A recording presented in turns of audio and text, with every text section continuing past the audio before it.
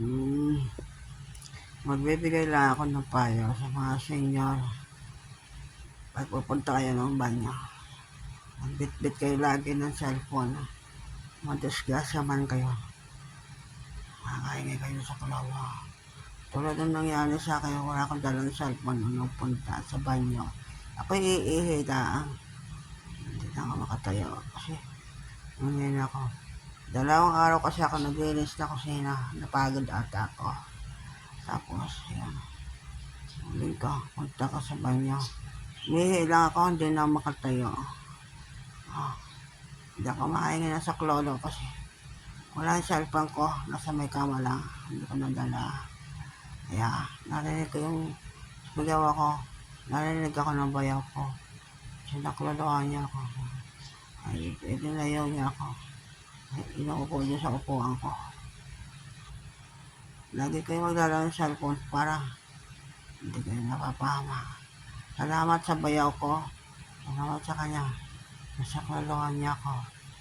Kasi nasa labas siya ng bayan nung ako yung nagtatawag. Pumasok siya. Idinayaw niya ako. Hindi na makatayo. Siguro bumaba yung sugar ko. Nangihina yung kaliwang pa ako. Stroke kasi ako.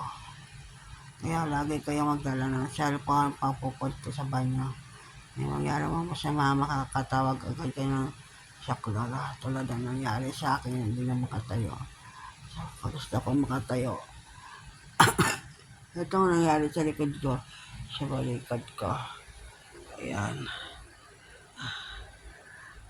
Ayan, sugat ang inabot ko sa banyo.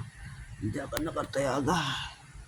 Buti nandun ang bayaw ko. Sinakluluhan niya ako. Salamat sa kanya. Kaya patatandaan. Lagi magdala ng cellphone. Pagpunta ng banyo. Madulas man o anong mangyari. Makakaingay kayo ng saklolo. Ang hirap. Ang sakit ngayon, no?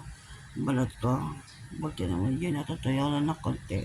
Ang half day na yan. Tapos, isang araw pinalagyan ko ng tinik-tik na malunggay. Diyos ko. Ang sakit. Sobrang half day na malagyan ng tinik-tik na malunggay. Medyo okay na. Ang hirap po. Ang hirap po. Magsanya ka.